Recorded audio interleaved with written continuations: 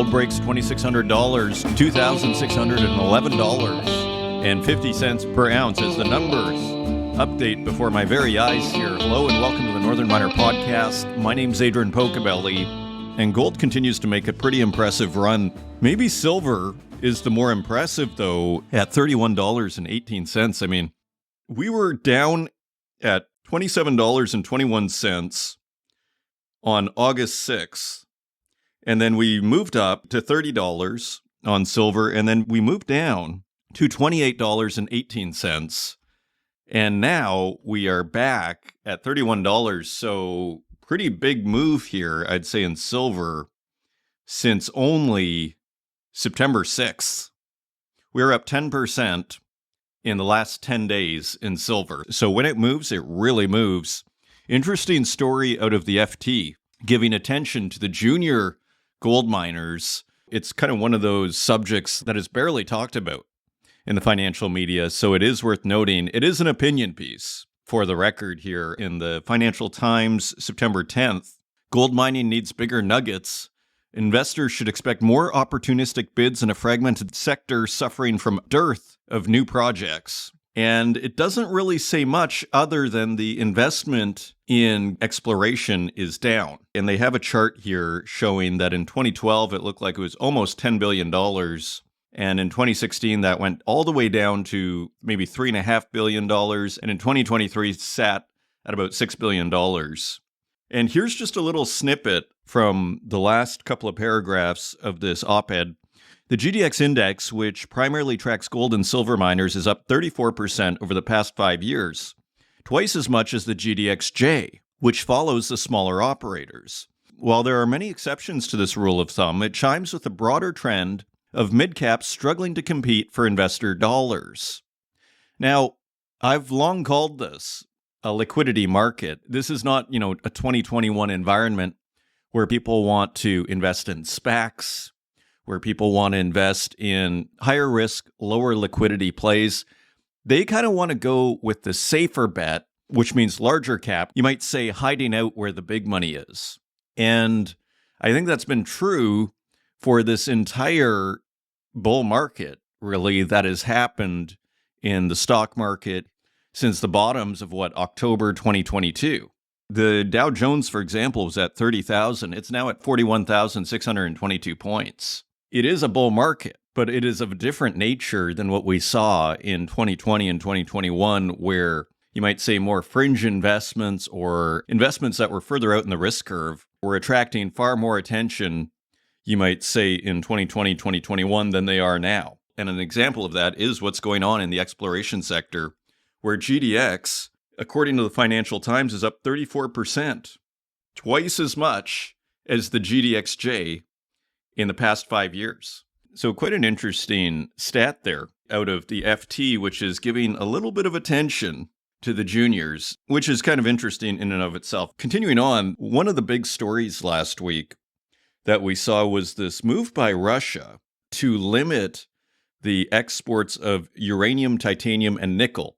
It is saying it is just considering it, and it seems to be a direct response to this talk of long-range missiles being sent from Ukraine into Russia. This is a card we've mentioned for a couple of years now on this show. The idea that, one of the major cards Russia could play is that they could limit the export of crucial commodities.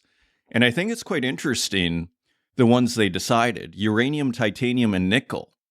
Nickel is not the kind of commodity that you expect, with really concerns of oversupply, that you expect to really frighten people in the West. Uranium, perhaps a slightly different story. Titanium, hard to say. But it makes me wonder if this is, again, a kind of ladder of escalation, always leaving room to go into more crucial commodities in the future. Like, make it hurt, but we can still escalate this further. Kind of reminiscent of what we saw with China and the antimony export restrictions, as well as the rare earths, as well as putting export controls on gallium and germanium.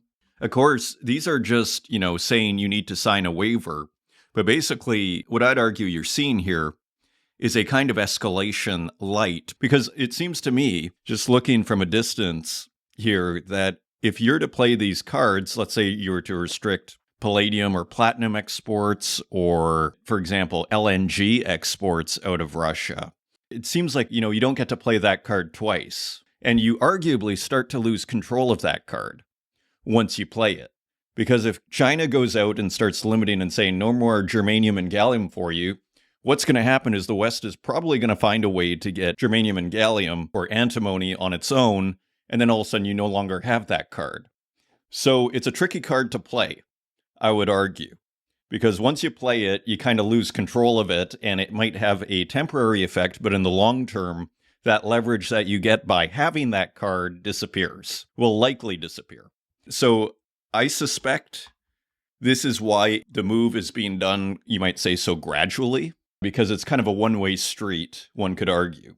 So let's look at this article briefly here. This is Reuters via mining.com. Russian President Vladimir Putin said on Wednesday that Moscow should consider limiting exports of uranium, titanium, and nickel in retaliation for Western sanctions. Putin's remarks to government ministers prompted a rise in nickel prices and drove shares in uranium mining firms higher. In televised comments, he said such restrictions could also be introduced for other commodities and noted Russia was a major producer of natural gas, diamonds, and gold. But he said that measures did not need to be taken, quote-unquote, tomorrow and must not cause damage to Russia itself. And here's the quote.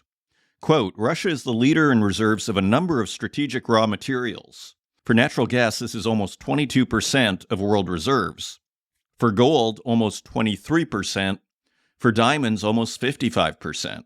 He continued, please take a look at some of the types of goods that we supply to the world market. Maybe we should think about certain restrictions, uranium, titanium, nickel. End quote, he told Prime Minister Mikhail Mishustin. He added, quote, we mustn't do anything to harm ourselves, end quote, which I would argue is speaking to this one-way street. Of course, Russia benefits enormously by selling these natural resources, particularly LNG, to the world market. So, interesting development there. And we also had a story from Colin McClelland at the Northern Miner, who also discussed the story, and he said shares in Cameco gained 7.4%, and nickel miners Vale gained 3.7%, and BHP 3%. And he quoted Theo Yamiogo, America's metals and mining leader for EY, who we've actually previously had on this program, quote, Russia may now decide that they will put certain countries on their favorites list. It won't be any different than us telling China that they cannot invest in Canada, but we can take money from other people. I think we may get into a polarized world with this movement, end quote. Colin continues, Putin's televised comments come less than a week after China said it was starting an anti-dumping investigation into its imports of Canadian canola following Ottawa's imposition of 100% tariffs on Chinese electric vehicles. Countries are ratcheting up funding for critical minerals and limiting investment from the former communist superpowers to challenge their stronghold on most mining and processing as the world transitions away from fossil fuels. And it's quite interesting, as you see here, and I mentioned this a couple of years ago as the Ukraine war was starting, the importance of these natural resources in terms of war. And you can almost imagine if these long-range missiles start going into Russia on a regular basis and actually start doing the damage that they're intended to do, one really would expect that the energy would stop flowing to Europe, that whatever LNG is left that is flowing to Europe would completely halt. One would expect that. It's been very interesting to see how long this has taken. And again, I suppose it's the nature of the card that is being played here. It is a one-way street. You play the card is played.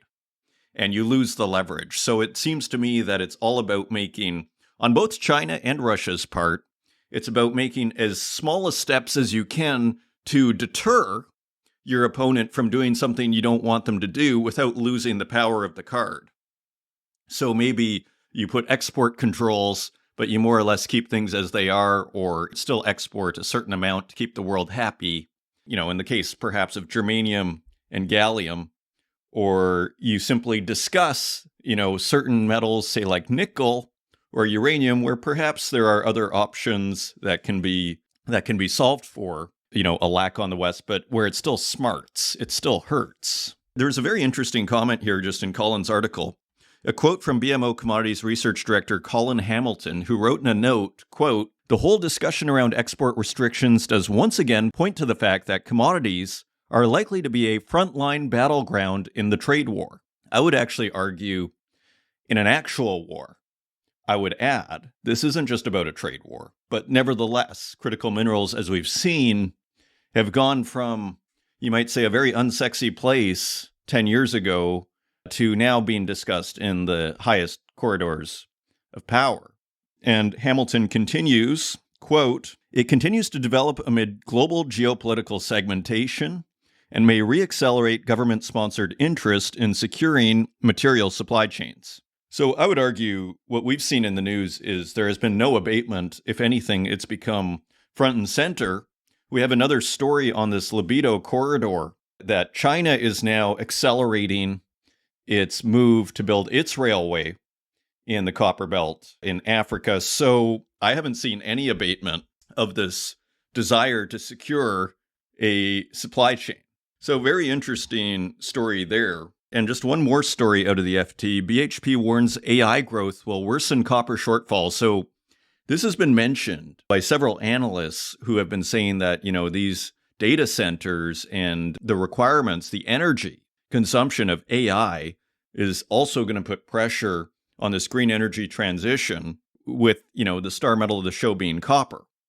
That will be most affected. The subheadline here says, world's largest miner expects global demand for red metal will rise by more than 70% by 2050. And here are just a few lines from this article. This is by Rula Khalaf, editor of the Financial Times.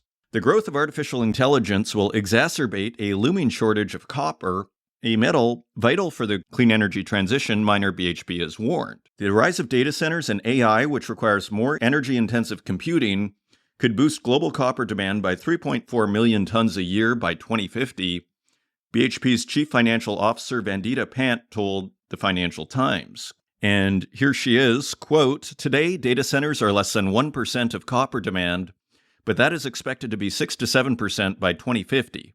There's a lot of copper in data centers," end quote. And we once again have Colin Hamilton, this time in the FT, commodities analyst at BMO Capital Markets, having a great week over there at BMO. Quote, "Data centers themselves are becoming incrementally less copper intensive, but getting the electricity to them, that is copper intensive." So you see how crucial copper is. If it's not the data center itself, it's the energy to get to the data center. And we have another quote here. "We are trying to predict the future of a market that we don't really know that much about," end quote, said one analyst who is not named here. Quote, "We are at the dawn of AI, so how much AI will the world be using in 2050? We don't have any idea," end quote. And that was kind of my thought when I was looking at this article. To say with any degree of certainty what's going to happen in 2050 with the pace of technological change we've seen here in even the last 5 years, it seems to be wild speculation. In a sense, at this point, perhaps it's interesting to speculate the demand for copper will rise by more than 70%, but the reality is who knows? It's almost not worth mentioning, I would argue. Nevertheless, these are some of the biggest experts in the world. Chief Financial Officer for BHP, which is why I share it with you here. If anybody knows, perhaps it is the CFO of BHP. Let's continue on. I thought this story was winding down, but it continues with Victoria Gold. We got a letter to the editor of the Northern Miner newspaper or website. "Where has Yukon's sense of urgency gone on Eagle cleanup?" This is by Nico Harvey, former manager of engineering and projects at Victoria Gold.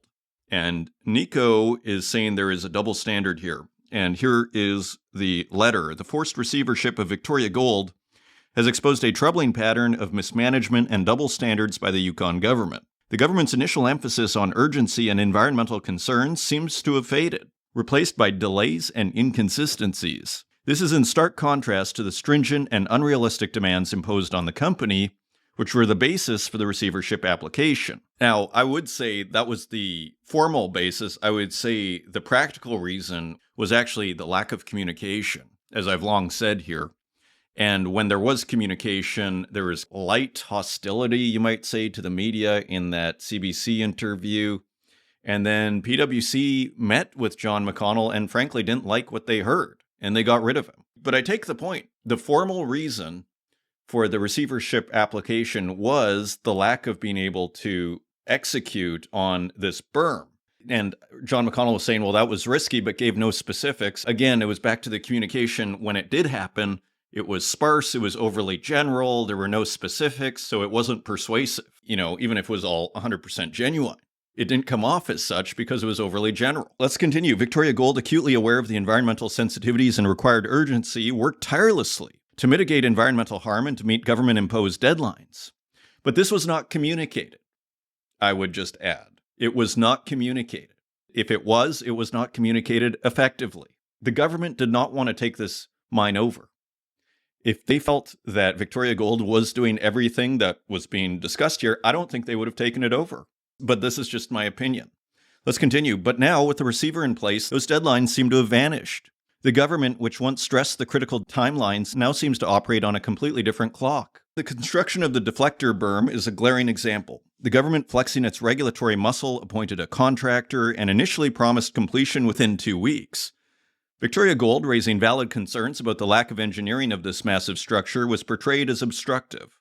Yet now, a month after the receivership, construction hasn't even begun, and the Yukon Premier's recent claims of progress ring hollow. This isn't just about missed deadlines, it's about a blatant double standard and changing goalposts. The government's September 6 news release declared the original camp unsafe, announcing that a new camp had been constructed. Yet a mere 2 days later, all workers were moved back into the original camp, now apparently deemed safe again. The arbitrary nature of this decision mirrors the unreasonable demands placed on Victoria Gold. The government demanded the construction of a massive lined pond in just 5 days. They also insisted upon water treatment capabilities at unattainable rates within 4 days. In contrast, the receiver takes a month to complete a much smaller pond, and a new water treatment contractor, ousting the existing contractor, gets weeks to get up to speed. The Yukon government, once heavy-handed and demanding in its oversight, now appears to have adopted a passive stance. No new directives or orders have been issued to the receiver, a stark contrast to the constant scrutiny Victoria Gold faced. Well, it's kind of back to the importance, I would argue, though, of diplomacy. If people don't feel like you're engaged, to basically quote Jorge Ganoza on engagement, to have a, quote, shared purpose, it doesn't matter what you do. There is a sense that, we have to get rid of this group or this person until we find someone who has the shared purpose that we have. I would argue that's what happened here. There was no sense of a shared purpose. There was antagonism between the company and the First Nation, between the company and the government, as we saw immediately with the board resigning. And you could argue between the company and the public through the media, with the CBC asking questions and getting kind of pretty strong criticism from John McConnell after not talking to the media for several weeks. Let's continue here. The government's shifting priorities have left the company's vendors, many of which are Yukon-based, and creditors in an even more precarious position, and the environmental risks, once deemed urgent, now face an uncertain future. And yeah, this vendor argument, I'm not sure I really understand either, because John McConnell was saying they had 6 months of funding before we need to go to the market to raise money. And then we also heard, I believe in the same interview, that we can't afford to pay our contractors, though, till this mine is up and running again. Again, these are my subjective observations on this story so far. The consequences of the delays are significant. The environmental risks are now compounded by inaction. So now, former Victoria Gold manager Nico Harvey is saying, you guys aren't doing anything while we were doing everything, while we were working much faster. This is inaction. The longer remediation efforts are postponed, whichever those may be, the greater the potential for environmental damage and the higher the eventual cost. The lack of urgency and mismanagement now displayed by the government undermines its declared commitment to environmental protection and responsible resource development. The Yukon government must be held accountable for its inconsistent actions, double standards, and overreach. The people of Yukon deserve transparency, fairness, and commitment. I mean, I'll be super blunt about this. This is a little rich, considering the complete lack of transparency that we got from the company, especially in the first month. They didn't even do a real proper interview until July 31st, which happened to be at exactly the same time, the same day that the Premier got out and made a speech to a general council of the First Nations. So to be now saying, hey, you guys aren't being transparent. I mean, I'll tell you, like I brought up the page because I was curious. Maybe they're right. And at least the Yukon government is putting out press releases every week. We see August 5th, 6th, 12th, 14th, August 20th, August 23rd, August 30th, September 6th, September 13th. And we didn't get that from Victoria Gold. We would get 2.5 weeks apart early on in this disaster. And now people from that same company are saying you guys lack transparency at the government, who at least is giving a weekly update. It seems unfair. I can understand not being happy about this. People are losing their jobs here. But I think the government actually wants people to be working again. I think the First Nation wants people to be working. They want this situation to be fixed so everybody can start making money again, I would argue. So the people of the Yukon deserve transparency, fairness, and commitment to environmental protection that goes beyond empty words and shifting deadlines. The government's handling of this situation risks undermining confidence in its ability to foster a predictable and stable regulatory environment, which is crucial for attracting responsible investment and ensuring the sustainable development of Yukon's mining sector. So, interesting letter. Thank you for the letter, Nicholas Harvey, former manager of engineering and projects at Victoria Gold. I mean, all views are welcome here, but I do wonder at the analysis here. But, I think Nicholas Harvey has completely different data than I do. I'm just basing this off of news articles. So ready to have an open mind here. So we have a wonderful show today. Anna Juarez is back, author and president of CTA Environmental Consultants. She discusses her new book, a new children's book on mining. She put out one last year, sold a bunch of copies, and is back with the sequel this year. We discuss her very interesting, kind of unique situation, writing a book about mining for children and how she has seen things, what her experience was, and how she sees things moving forward with her own projects, as well as in the industry as a whole, with a great breakdown of what's happening in mining in Central and South America. Also, we have Major Drilling with a great CEO spotlight here on new technologies, how they're innovating and incorporating AI into their methodologies at Major Drilling. So a wonderful interview coming right up there. If you want to find us online, you can find us at northernminer.com. You can find us on X at Northern Miner, and on Instagram at The Northern Miner, and on Facebook, LinkedIn, and YouTube, where we also host these podcasts, and wherever podcasts are available, including Spotify, SoundCloud, and Apple Podcasts. And with that, let's turn to Marc Landry and David Clarke from Major Drilling for this week's CEO Spotlight. Joining us today, I'm very pleased to welcome to this week's CEO Spotlight, Marc Landry, Chief Technology Officer at Major Drilling, and David Clarke, Senior Advisor for Geological Technologies. Gentlemen, welcome to the show. Thanks, Adrian. Nice to be Thank here. you. Well, it's great to have you. I mean, Major Drilling is a major name in this business. I've been working at the Northern Miner since 2012 in October, and I have seen your name many times over the years. So it's great to have you on the show for this week's CEO Spotlight. So, Marc, tell us about Major Drilling and what the company is up to these days. How are you guys innovating? Yeah, for sure. Thanks, Adrian. So, Major Drilling has been around for 45 years, coming up just next year, and 30 years since our IPO. And we've always been very innovative. We partner with our key customers and we develop solutions for them and for employees. We've always done it kind of in the background, right? I mean, we have lots of rod handling solutions. We have computers on drills, right? But it's an exciting time right now. There's a push from our customers for data and technology, and the advent of AI has really come to light, right? So we're excited right now to be pushing along now with new solutions and new offers for our customers and our employees. Yeah, very interesting. And of course, AI, as you say, being, one of the big themes and developments in the workforce really this year. So how is the company adopting and bringing AI into your business? Is it through drilling? How does AI play a role in this, mining business of rocks and earth?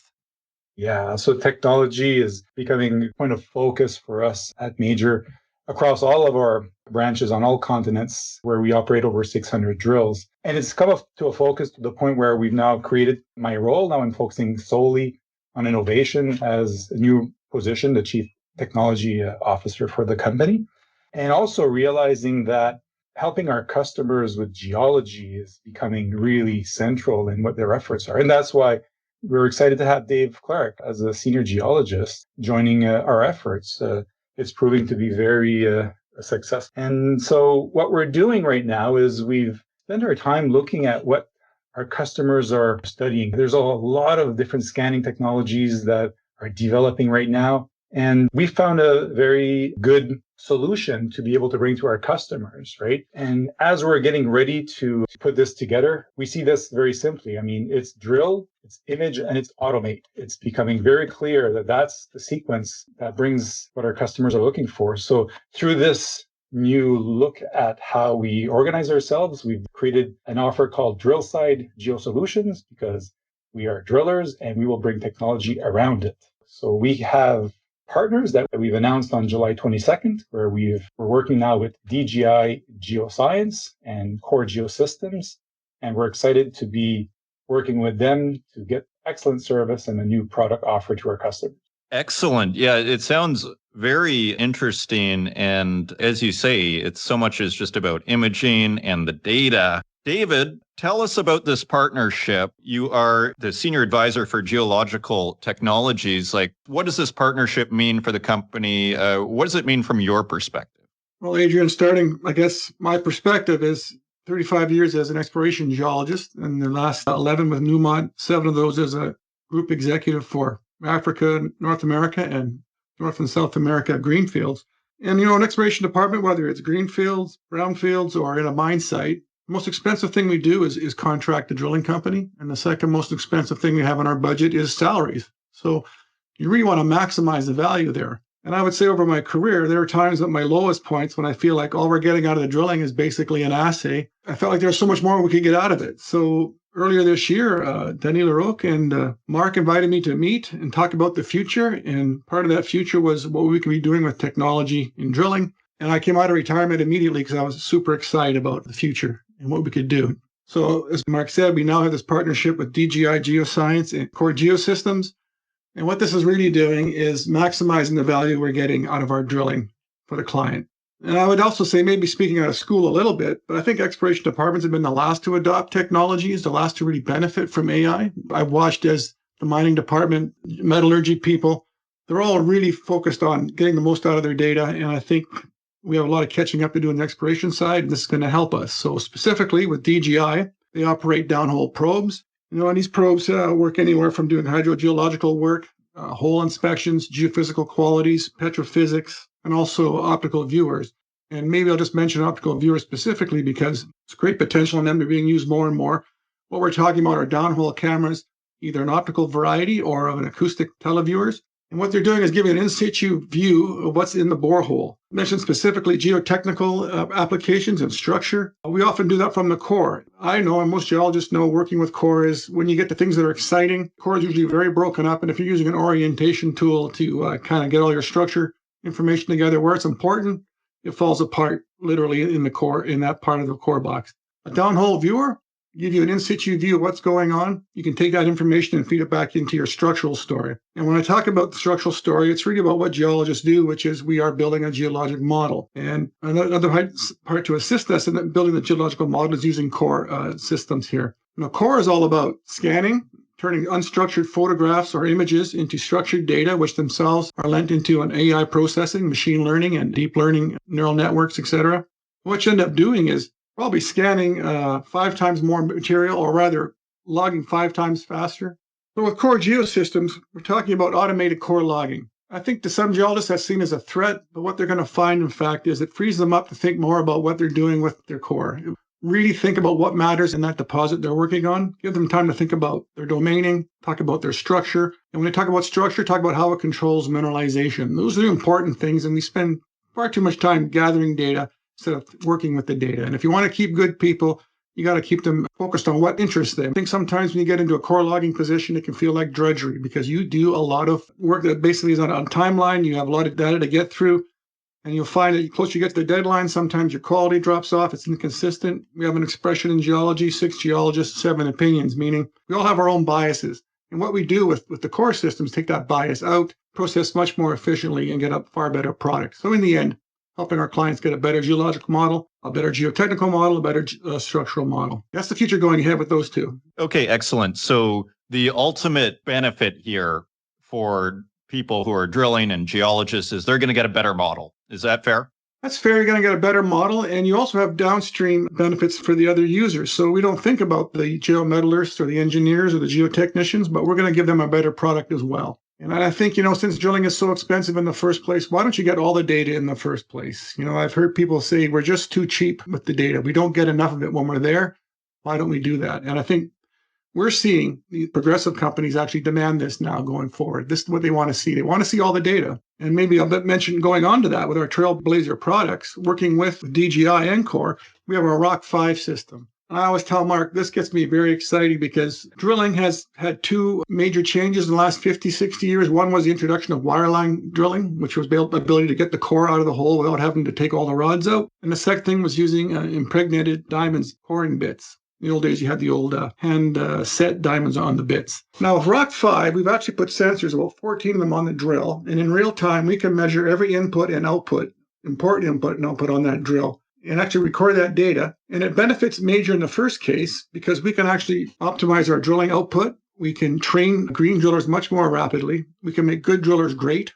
And besides that, we now have a product that our clients are asking for. Say, we'd like to see the real-time data as well. So it has a new era of, say, transparency between the client and the contractor, which has never existed before. Now, beyond that, that data can also lend itself to artificial intelligence.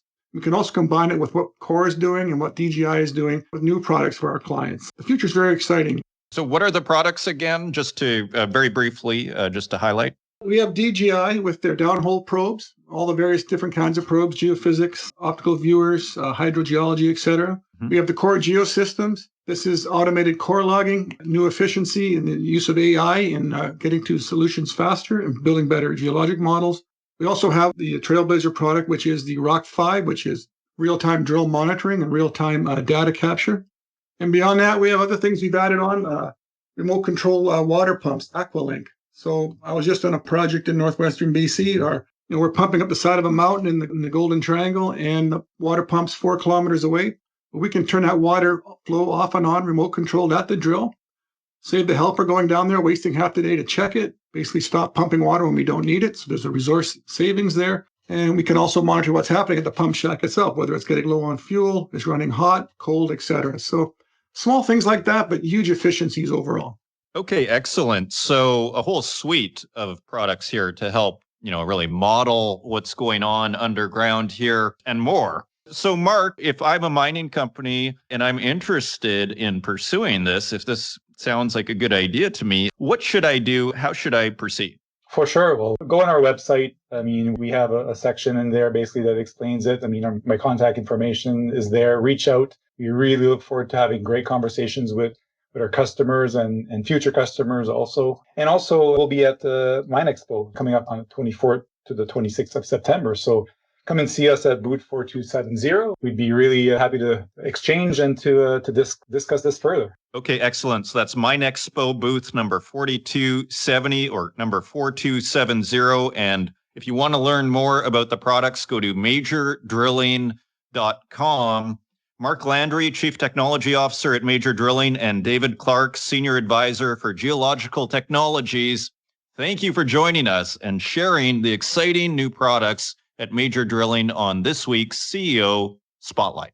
Thanks so much, Adrian. Thank you. And turning to the website, China to agree on concession for Mao-era Africa Railway by year end. This is Bloomberg News via mining.com.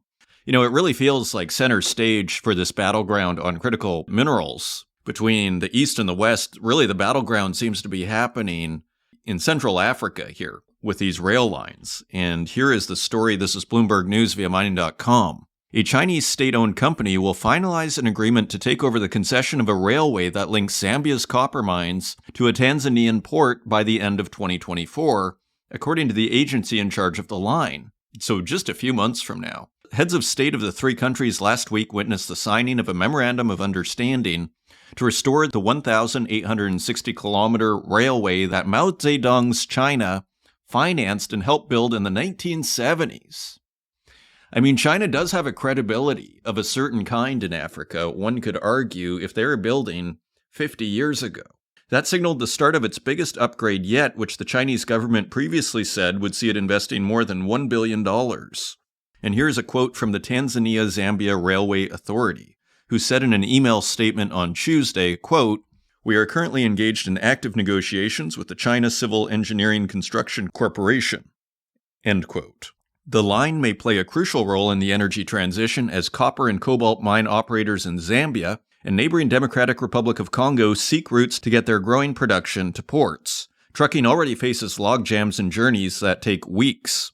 The Tanzania Zambia Railway will compete with a U.S.-backed rail line known as the Libido Corridor that runs westward to an Angolan port. The rehabilitation of infrastructure and rolling stock will take about 2 years, Tazera said. The concession period will be as long as 30 years, and annual tonnage of the line carries will quadruple to about 2 million tons.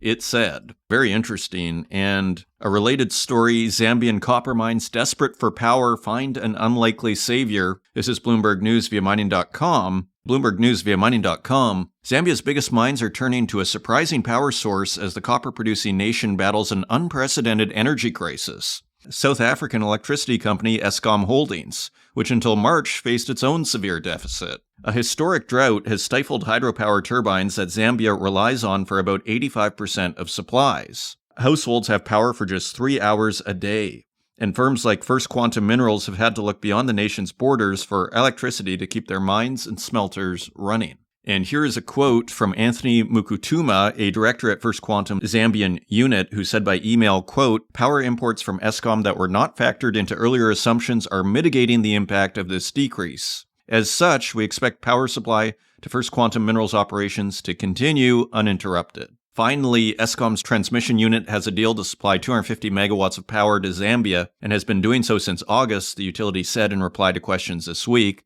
That's equivalent to more than 10% of Zambia's normal national demand. So I just wonder what happens when South Africa starts having more power issues, but maybe that is solved. Zimbabwe, which is southeast of Zambia, so another somewhat related story. Zimbabwe's biggest miners seek $182 million for solar projects. This is Bloomberg News via mining.com. And just a couple of paragraphs here. Some of Zimbabwe's biggest miners are seeking $182 million to develop 200 megawatts of locally generated solar power, according to the head of the renewables company responsible for the projects. The agreement was signed between Grid Africa and the Intensive Energy User Group. And here's a quote from Norman Moyo, co-founder and chief executive of Grid Africa, who said in an interview, quote, "Talks with various funding partners such as mining companies, banks, developmental financiers, and vendors like Power China and RIC Energy are progressing. The financing structure will consist of about 70% debt and 30% equity." Scrolling down a bit, Zimbabwe faces an energy shortfall that often triggers a state-owned power company to implement rolling blackouts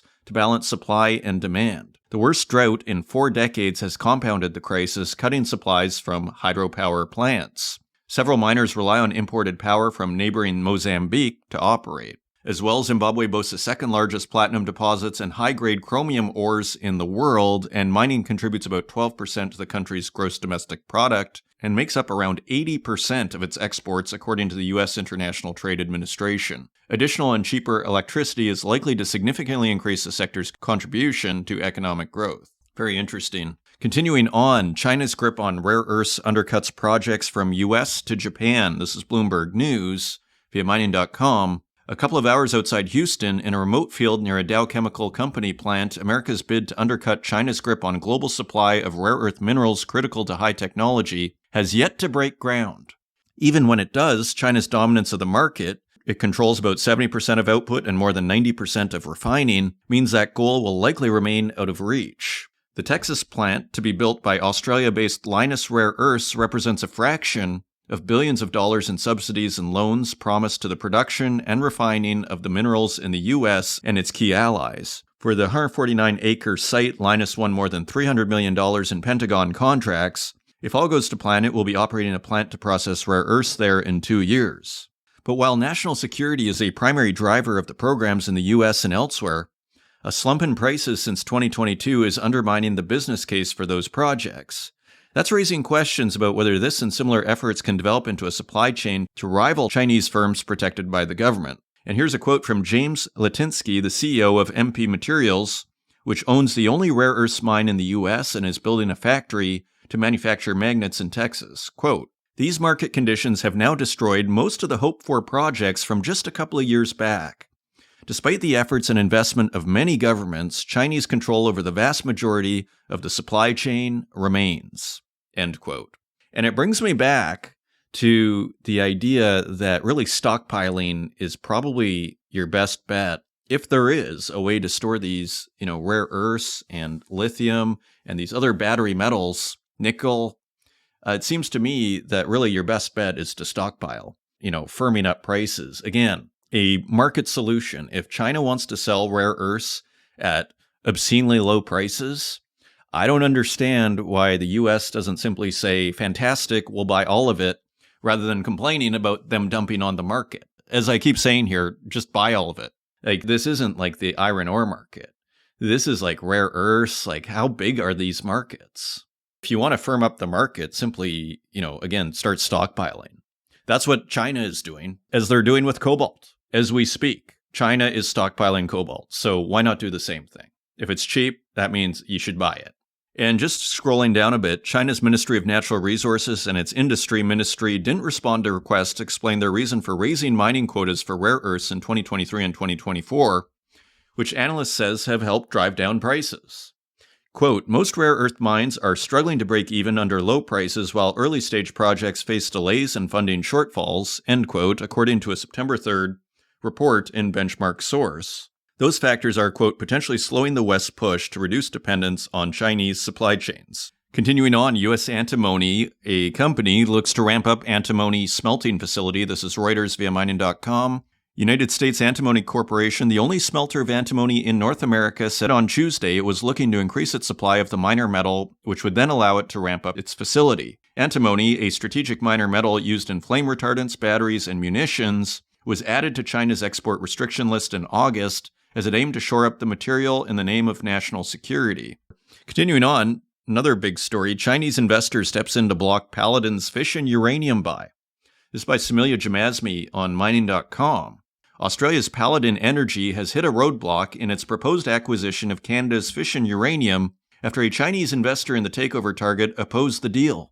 The Western Australia-based miner revealed on Monday that CGN Mining Company, a subsidiary of China General Nuclear Power, with an 11% stake in fission, is opposing the tie-up. Paladin moved in June to buy the Canadian miner for $1.14 billion Canadian, or $845 million US, contingent on at least two-thirds of fission shareholders voting in favor of the transaction by August 26. The company failed to reach that threshold as nearly half of eligible shareholders did not submit their proxies by the deadline. A special general meeting was postponed to September 9th, in which 67.9% of fission shareholders voted in favor of the deal. Well, it seems to me that that should be enough. The matter is now before the Supreme Court of British Columbia, which will issue a final ruling on the acquisition. The court began proceedings on September 13th and are scheduled to resume on September 26th. Continuing on, nickel flowing to Europe shows Indonesia's grip on global supply. This is Bloomberg News via mining.com. European makers of stainless steel are turning to Indonesia for nickel as the country's booming output forces plants in other countries to shutter.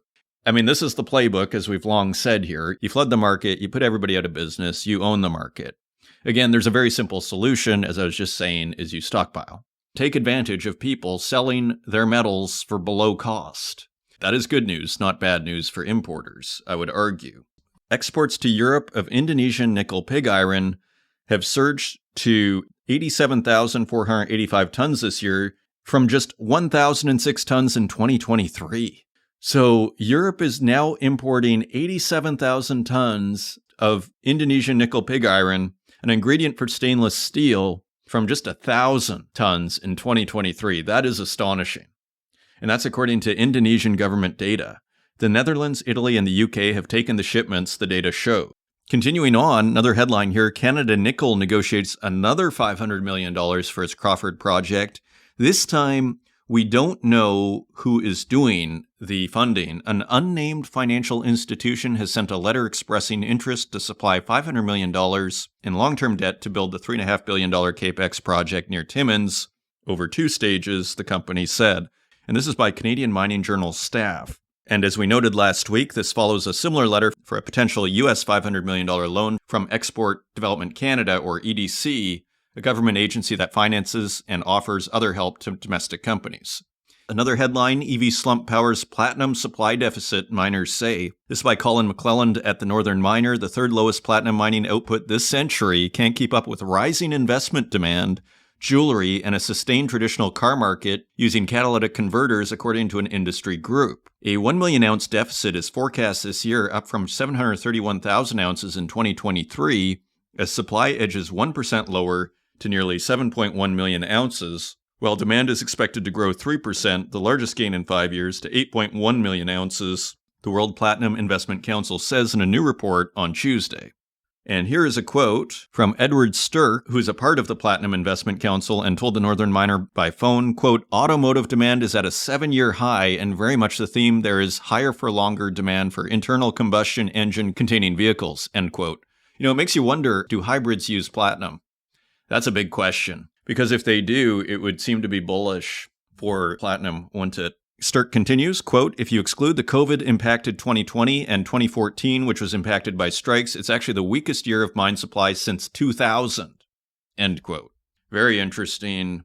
Another story, this is on tin. Tin supply chain tightens after key mines' long absence. This is Reuters via mining.com. And it says that a tin mine, the Manma tin mine in Myanmar, one of the world's largest sources of the strategic metal, halted production over a year ago, and analysts were expecting it to come back online, and it hasn't. So that is a very fascinating story. That is on mining.com. As we wrap up here, big story out of Papua New Guinea. Tribal warfare kills at least 20 near Porgera Mine in Papua New Guinea, or PNG, and that's a UN estimate. That is by a staff writer at mining.com. And of course, that is near Barrick Gold's Porgera Gold Mine. And it says here, tribal warfare near Barrick Gold's Porgera Gold Mine in Papua New Guinea has escalated into a violent shootout that's killed at least 20 people and led to a brief suspension of the mine, according to multiple news outlets, including the BBC. Mata Bagosi, the UN's humanitarian advisor for Papua New Guinea, confirmed on Monday that the death toll from the tribal conflict had reached, quote, "at least 20, end quote, but was, quote, likely up to 50 people, end quote, based on information from community members and local authorities. The fighting, involving hundreds of tribal warriors from the Sekar and Piande clans, started days ago. Both groups sought to gain control of local mining access, said the PNG government, which has called for lethal force to stop the fighting. Finally, PNG's police commissioner David Manning told the BBC illegal miners and settlers are terrorizing local communities. Quote, "Put simply, if you raise a weapon in a public place or to threaten another person, you will be shot," end quote, he said. And finally, back to Yukon. Fascinating story. Yukon court okays rare indigenous bid for mine ownership. It's by Northern Miner staff. And it says here there could be landmark new life in the abandoned Minto copper gold mine in the Yukon. The territory's Supreme Court has approved a private bid by the Selkirk First Nation to buy the mine's facilities and some of its equipment in a milestone ruling on the way to what could be one of the first indigenous ownerships of a mine in Canada. Court-approved receiver PricewaterhouseCoopers has been overseeing the mine on traditional Selkirk territory for more than a year. The cost of acquisition hasn't been reported. The First Nation and PwC didn't immediately respond to phone or email requests for comment on Friday. So interesting development there in Yukon with indigenous ownership of a mine. So those are your news stories. Now let's take a look at metal prices.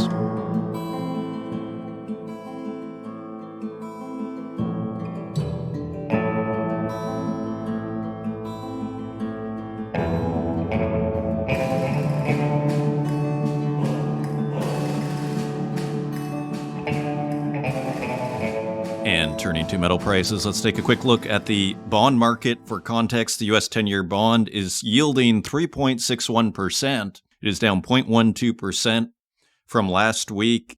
The UK 10-year gilt is yielding 3.74%. That is down 0.15%. And the Italy 10-year bond is yielding 3.45%. That is down 0.11%. Turning to precious metals, gold is trading at $2,606.10 per ounce.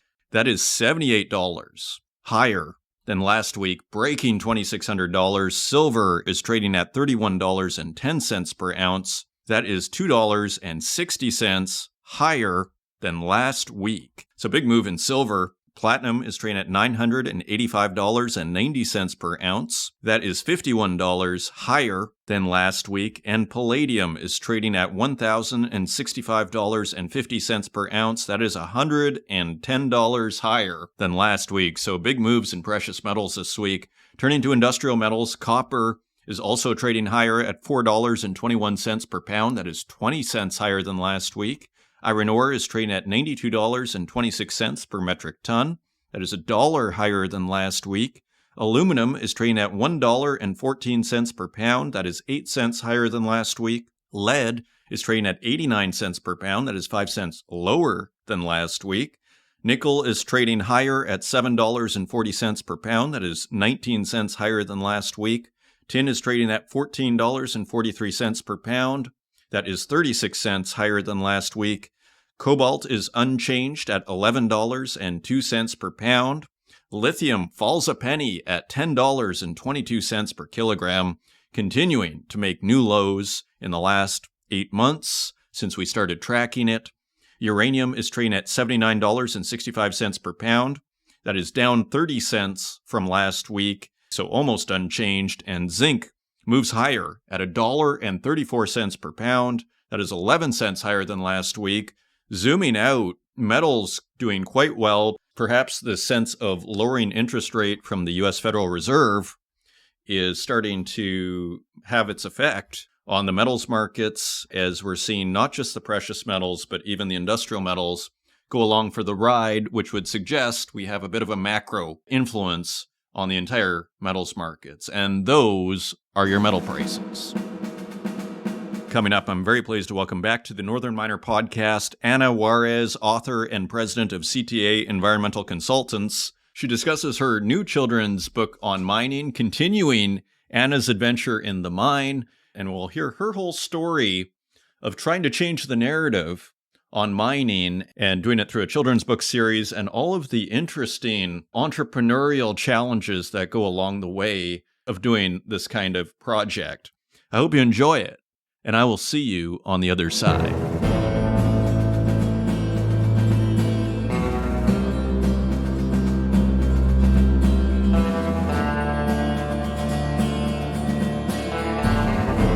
Joining us today, I'm very pleased to welcome back to the Northern Miner Podcast, Ana Juarez, author and president of CTA Environmental Consultants. Ana, welcome to the show. Thanks for inviting me again, Adrian. It's always a pleasure to be here.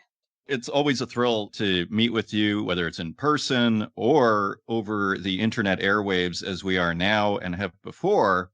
Last time we met, we were discussing your book, Ana's Adventure at the Mine, The Secret of La Esperanza, and how you were just publishing that book and all the excitement really around it. And now here you are a year later, and you have a second book, Ana's Adventure at the Mine, Enigmas Buried in History. So clearly the first one went well if you're doing a second. So first of all, just congratulations on really becoming an author here and publishing these books. So bring us up to date here. Last time we were talking about the first book. Like, what's happened since then and now?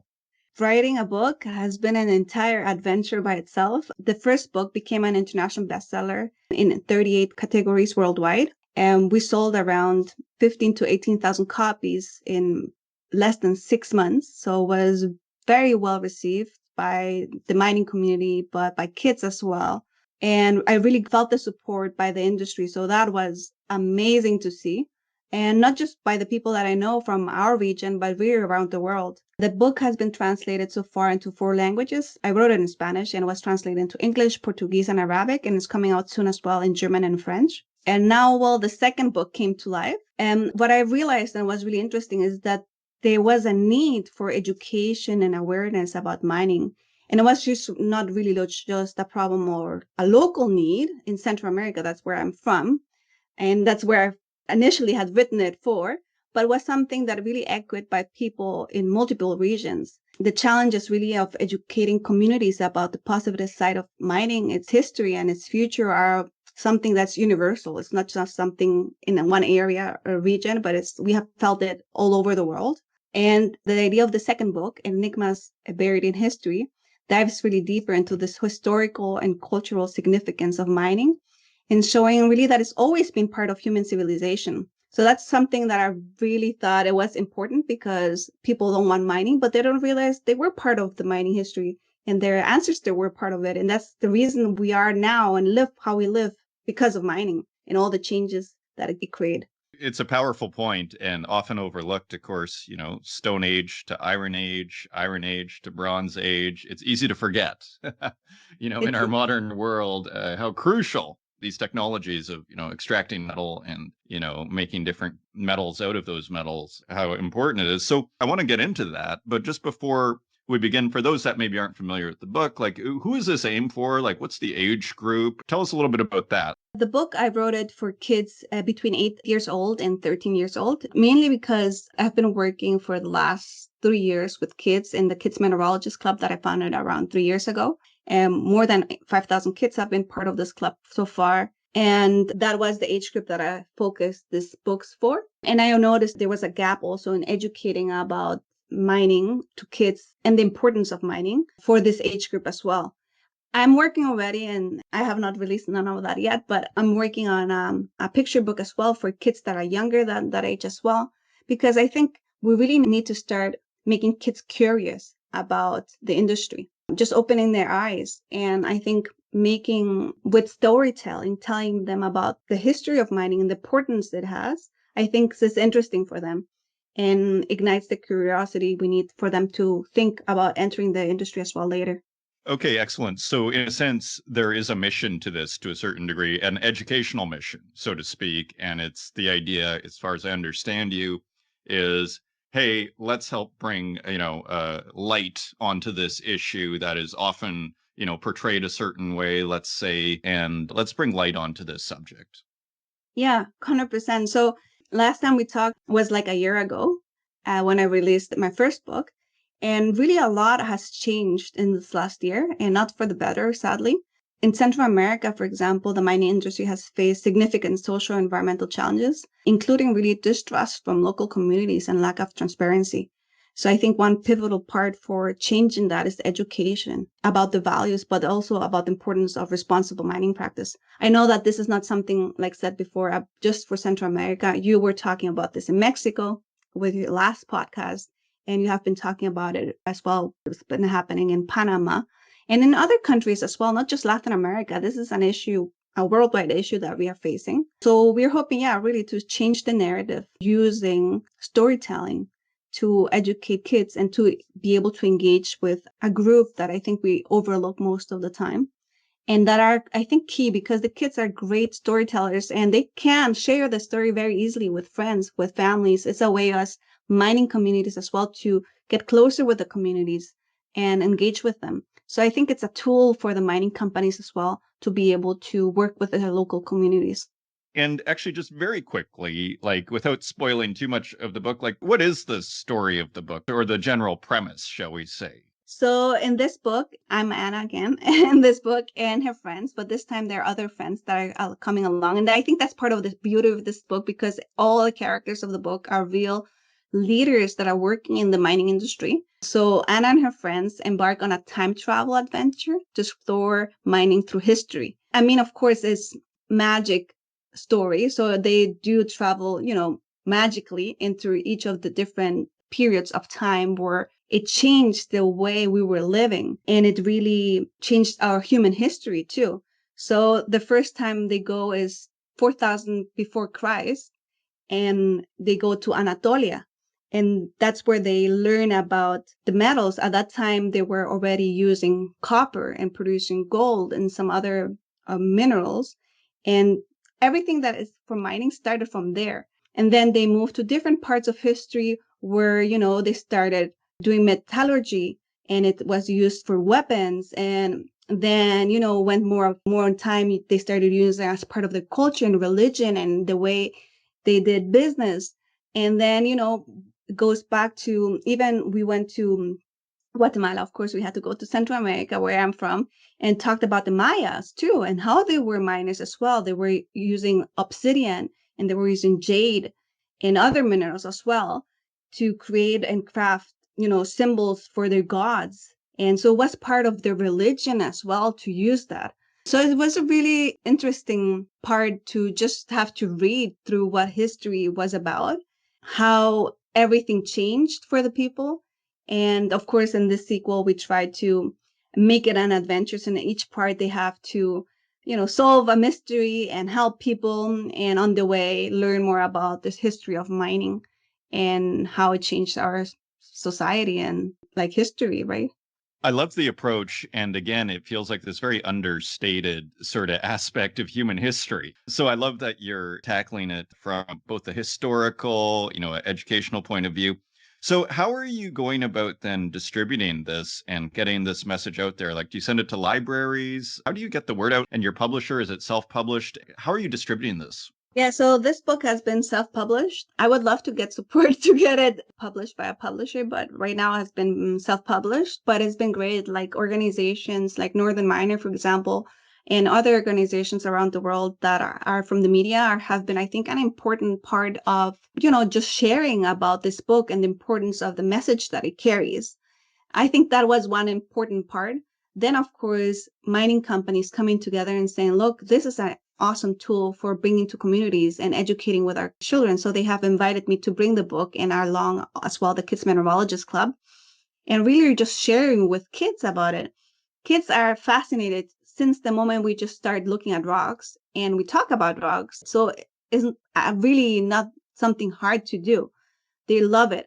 So that has been great. And like I said, mining companies have been supporting that. We have had also the support from organizations around the world that have, for example, mining events. And that has been great. For example, Mining in Daba, they bought a lot of books to be able to share to everyone that participated at the event. ICMM, for example, was the first one that bought us book for an event they're hosting in October. And they're giving it out to everyone that participates in their event. So for us, that's a great platform that we by ourselves wouldn't be able to do alone. And at the same time, because it's available in Amazon, makes it available for everyone around the world. We don't want just to reach mining companies, of course, always preaching to the converted, right? We want to reach people that don't know about the industry as well. So there was that aspect where we have to engage with the schools, and that has been supported because everything is easier when we do it together. So mining companies have been supporting us in knocking the doors of the school and communities where they're closed, and that's where we bring the message. But yeah, it's something we have been doing. It's a lot of work. So all the support that we can get to share about the story and make it known, I think it's important. And like I said, everyone played a role in making this the success it has been. I'm glad to hear that mining companies are supporting this book because it would seem to be that it is in their interest for a kind of positive history, so to speak, of the industry, particularly in the regions that they're working. Like, in a sense, it kind of makes a lot of sense for them wherever they're working. It could be North America. It could be, like Panama. It can be, Serbia, you name it. It seems like a positive story like that. Again, it's a very subtle way of kind of putting in a positive picture in a topic that's often kind of dealt with frankly, in a negative way. Yeah, it has been a great support. And I want to quote Marco Tifani. He was one of the supporters for this last book. And he wrote for the back cover as like a referral for a book. And he said, it's an enchanting journey through history and the world of mining, told in a way that both educates and it delights. Anna shows us how to tell our story. And I think that has been one of the main things that he always talks about. He's always like, we don't tell our story properly. People don't know about it. The only thing they hear is all the stuff that the anti-mining NGOs are doing and saying, but they don't hear our side. So I think we have not been doing a great job in educating. And I think when we get together, we can do great things. And I think this has brought us together with really organizations around the world. So it's been awesome. Yes, I almost can see Anna visits the supply chain or Anna goes deep sea mining. So, I think a lot of people say, especially though in the mining industry, and again, it is like it's in their interest, one could argue, to help you out. Like, what do you need? Just out of curiosity, like you're one person, you self-publish this. Like, is there anybody working on this with you? Or are you just kind of one person, sending out emails and sending out the book to people? Well, I do work a lot in the evening, sending out emails and, and getting it out. So yeah, a lot has been on my shoulders, but I do have a big team of people that have been supporting me for making this a reality, mainly because I was not a writer. I didn't have the experience to know what you needed to include and all the details that it had to be. So I did have and hire a coach that supported me to make this book come to life. Of course, my Spanish, even though it's my second language, it's not my first language. So I did have an editor that did a great job with improving my Spanish and making my Guatemalan Spanish a Spanish that everyone would understand around Latin America. So, he was important too. And then, of course, my company, CTA Environmental Consultant, I think was really, really important for me because they have been supporting with administrative team. They have been supporting me with the creative team.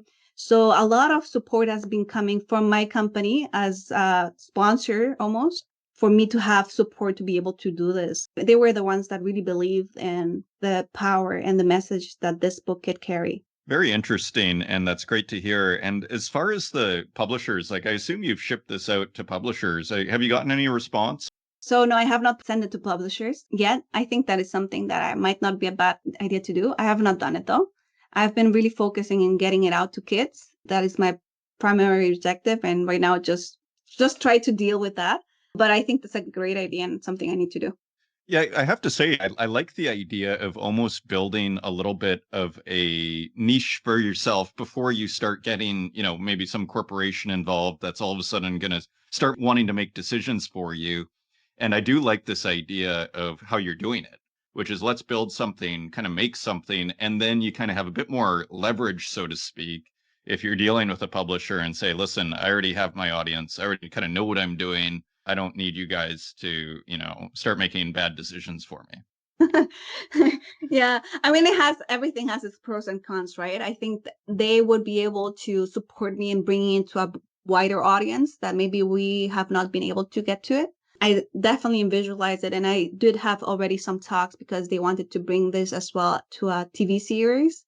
So we had started taking this first steps as well, hoping at some point to be able to do it. But yeah, so I think there's definitely a need to talk about, not just about the industry, because it was not something that people just from the mining industry saw as interesting. Companies like organizations from the other type of industries like energy, even from the food and drink like Coca-Cola and Pepsi, they came already to me and said, look, this is awesome. This is something we are also struggling with. So I think that there is more ideas to come of maybe not just Anna's adventures at the mine, but maybe Anna's adventures at the farm and other things where we need to share also our stories with the younger generations. It is so interesting. In a sense, you may be tapping into a much broader need, just bringing in, again, education. And I love in the second book, especially how you're taking a historical approach, because to me, that kind of lends the story credibility. It's not just, okay, I think mining's great, so here's a bunch of positive stories about mining. But by grounding it in, this is how our civilization, crucial stepping stones in our civilization came, how it came to be, then there's a bit more credibility. And it's like, oh, this isn't just someone who has a particular view on the world that they're trying to push, right? Yeah, no, 100%. No, so has been definitely a nice process to learn also for myself, because I think I knew about it, but I was not as aware of really how significant that made and changed our human history. So I think that was like a big learning experience for myself as well. And then I think it gives you information to talk when you talk with anti-mining NGOs too, because their ancestors were miners too, and they didn't realize it yet. So I think there's a lot in there. And then if I see about our region and the geological potential that it has, I think you need this type of stories, because otherwise, what might we not be doing and how our story might change if we keep mining, what else might change for us for the better, of course. So yeah, I think I needed to do this just because there's so much happening. We need to educate people to be able to allow to move our projects forward. Fascinating. A learning process for you as well, as it often is when you go on these kind of, making a journey like this to create a book. You have to do a lot of research and whatnot. Did you do much traveling for this, or was this something you kind of worked on in Toronto and did a lot of research? No, I did some traveling for it. Not too much, but I did do some traveling. Some of them just to confirm stuff that I had learned. So I did do some traveling for being able even just to visualize certain aspects, because I didn't want the story just to be about the mineral, but I also wanted to be about the cultures and how they dressed and what they ate. And, so the kids could visualize everything surrounding that time frame and what people were going through.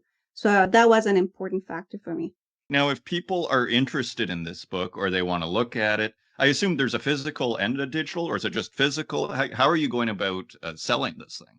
Yeah, so it's available worldwide on Amazon, and it will be available in also Barnes and Nobles and Indigo and some other places as well, some other bookstores.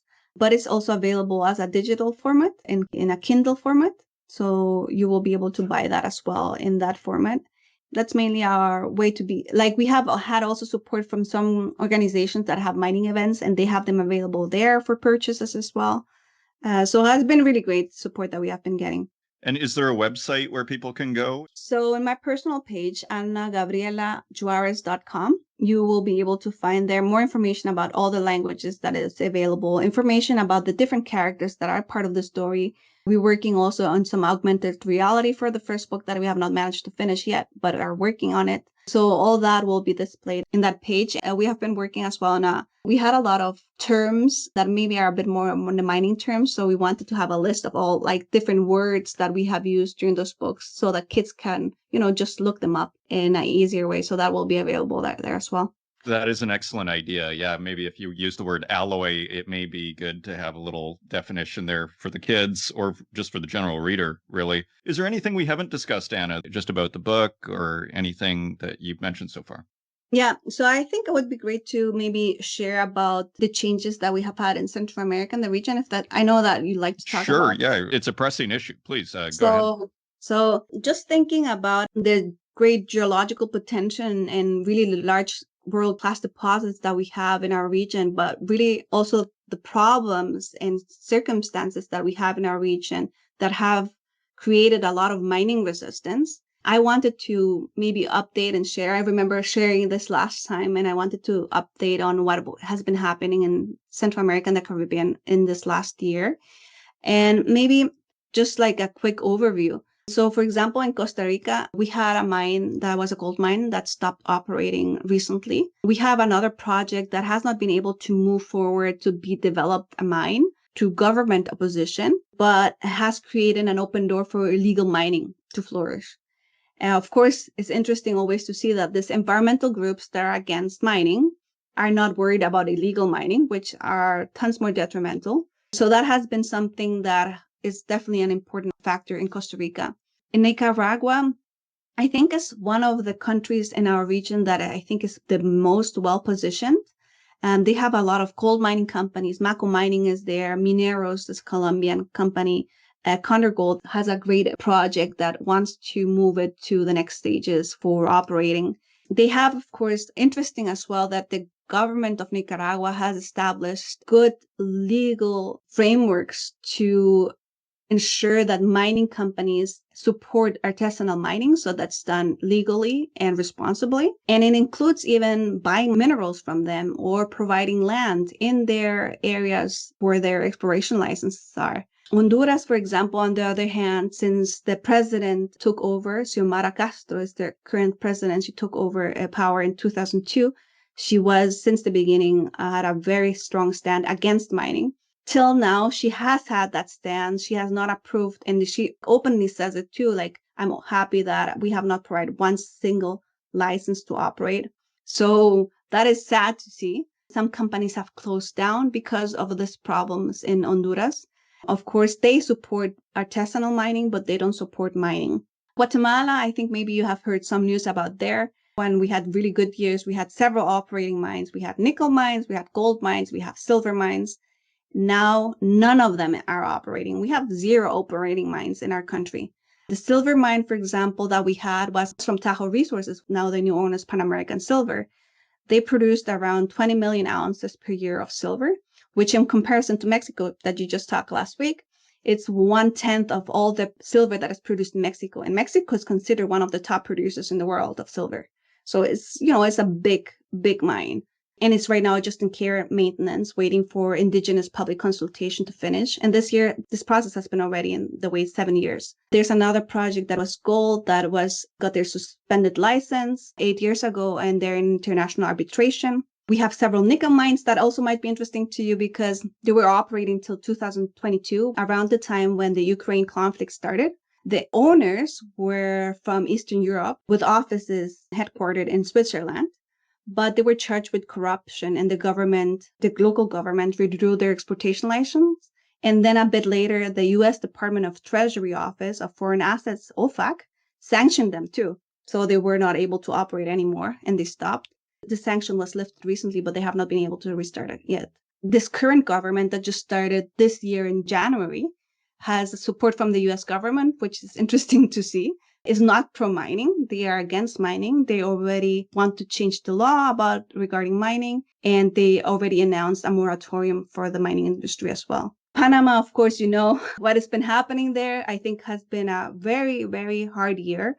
7,000 people were working there. They have less than, I think, 1,000 people now working at First Quantum and Cobre Panama. But there were other projects that were moving forward, including one of Orla Mining that is headquartered here in Canada, that also stopped operating. They had, I think, around 100 and plus people that time because they were in exploration phase. And I think they remained with a skeleton group right now. It's funny as well to see what they were chanting, right? This anti-mining NGOs was always, Panama is worth more without mining. And I don't think now that they're going to be worth more without mining because they're facing international arbitration processes, multiple ones. And if they win, where are they going to get that money from? Apart from all the jobs they lost and all that.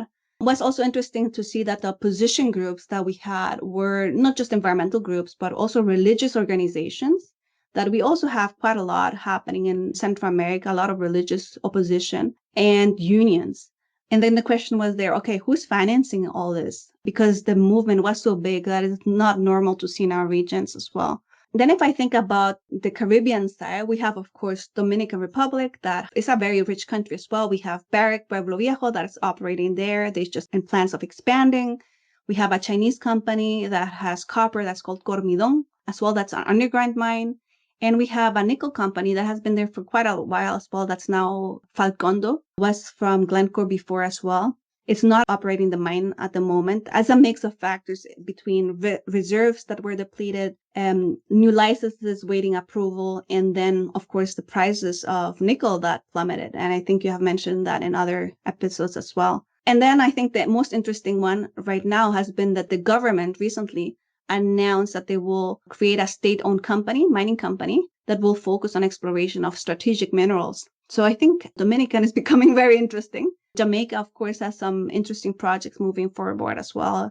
And Cuba has, for example, interesting nickel and cobalt operation that is a joint venture between the government and Sherritt International. And they process the mineral in your hometown, Saskatchewan, in Canada. I didn't know that, actually. But I do remember my grandma talking very warmly about Sherritt before I knew anything about mining. So yes, that's surprising, but not shocking. So if you see everything that's happening, how can I not do something? It shouldn't be the fact that we have to wait for these things to happen to react. Of course, that's not how it should be. But now that I saw everything that has been happening, there's more need for this education initiatives to take place. We need more than ever to talk to people and find a place to just discuss and understand what their worries and concerns are, and showing our story too, right? It sounds like to me, Anna, in closing here, it sounds like you need a book tour. Like, have you organized a book tour? Can people go and meet you places, or is it pretty informal, just events here and there? Well, if Northern Miner would like to sponsor me, I would be happy to do a book tour together. I have not. It's been very sporadical. Like when I have an event, we do stuff. I will be right now in London end of month doing the launch of the book at the ICMM event. But yeah, it's something, because I don't have the experience. I'm learning through the process as well. So all the support I can get is always welcome. Well, happy to have you on and tell your story. It's fascinating work that you're doing, and we're all for education over here at the Northern Miner. Anna Juarez, author and president of CTA Environmental Consultants, thank you for joining us and sharing your story on this week's Northern Miner podcast. Thank you for having me, Adrian.